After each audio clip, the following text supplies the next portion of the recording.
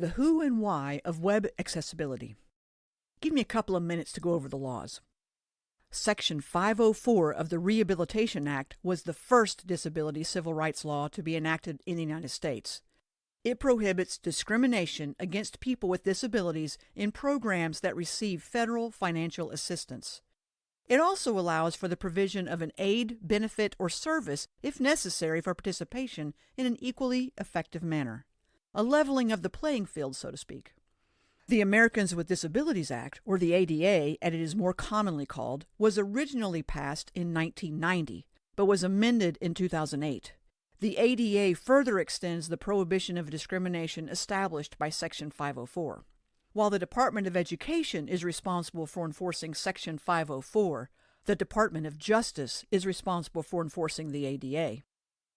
In June 2010, the Office of the Civil Rights sent a joint Dear Colleague letter from the Departments of Justice and Education to all college and university presidents in the United States, with a follow-up Q&A in 2011 that strictly spelled out that technology, websites, and online courses are considered part of the program and activities that must be made accessible. Here's a recap of what you need to know. If a student with a disability is academically and technically qualified, they cannot be prevented from taking a college course, even if you don't think they will be successful.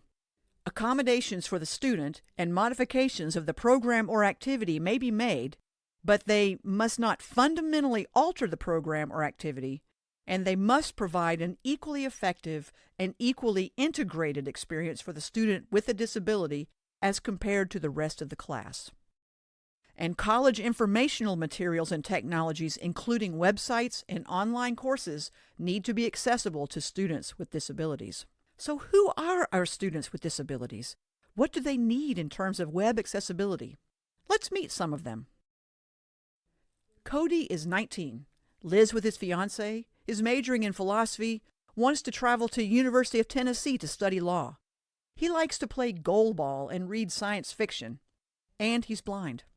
Cody is totally blind and uses screen reading software to operate his computer, navigate the internet, and read electronic documents and websites. Here's an example of a screen reader reading a Word document. The document or website must use real text in order for the screen reader to recognize the text. Notice how the screen reader reads words and page formatting. It also reads image descriptions when they're available. Heading Level 1 Making Math Accessible Sample Document. Blank. Heading Level 2 Unordered List. Steps for Problem Solving. Level 1. Bullet Understand the problem. Bullet Devise a plan. Bullet Carry out the plan. Bullet Look back. Blank. Level 0. Heading Level 2 Ordered List. Level 1. 1. A rancher wants to enclose 2 rectangular areas near a river, one for sheep and one for cattle. There is 240 m of fencing available. If the area of the pens is to be maximized, what are their dimensions? Blank. 2. A container company is designing an open-top, square-based rectangular box that will have a volume of 62.5 cm, superscript 3 and superscript. Find the dimensions of the box that will maximize the surface area. Blank. Blank. Level 0. Heading Level 2 Hyperlinks. The link below is a hyperlink that was inserted in Word. Link, Pellissippi State. Blank. Meet Jalen.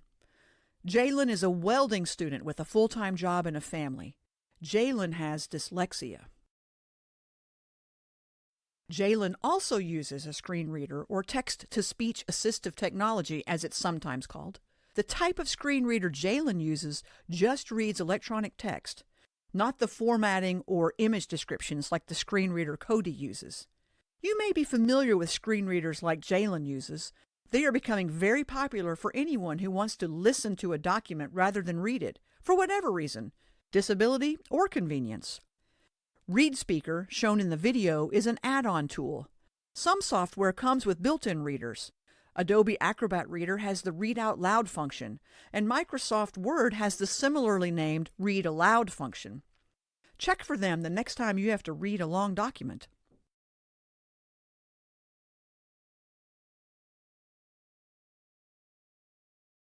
Rethinking your course interactions.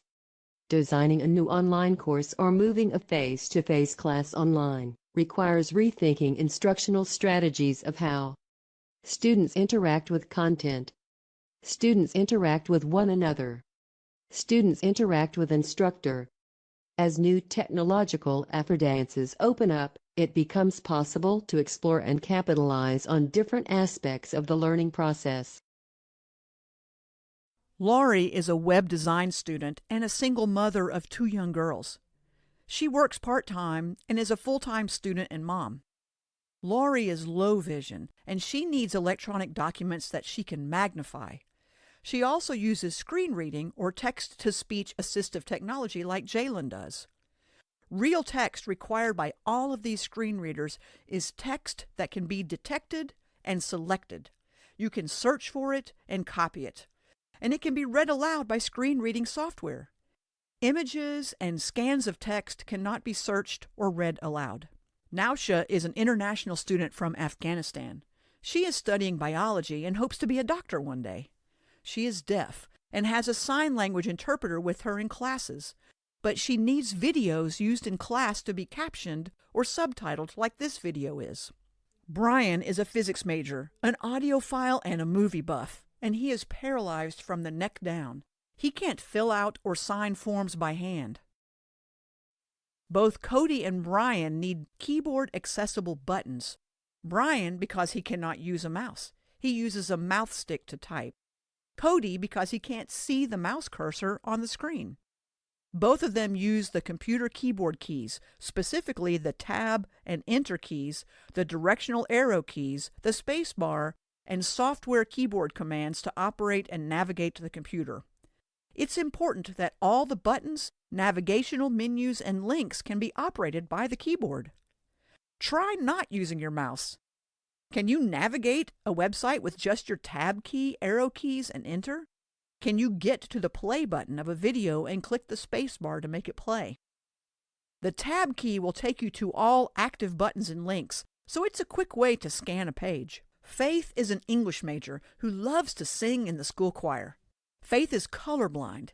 She usually doesn't bother with getting an accommodation because she just always tells her instructor that she may have difficulty if any of the curriculum depends on color for instructions or has poor color contrast. Both Faith and Cody will not be able to follow instructions that depend on students identifying a color. Both Faith and Laurie need adequate color contrast between text and background colors. Both might miss text if there's not adequate color contrast. And last but not least, Gabriella. Gabby, as she likes to be called, is a military veteran. She's a nursing major.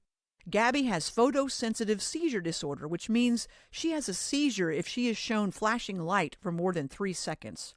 Please ensure you don't have flashing light for more than 3 seconds in any of your materials, including videos.